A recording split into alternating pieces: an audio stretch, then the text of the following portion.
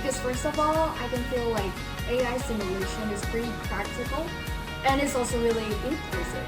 I think it's interesting to see it in the different use cases. We're now exploring about how to use it in K-12 education, and we also explore about how to implement it in a more mundane like fashion style. So it's interesting to see different cases in this usage of tools.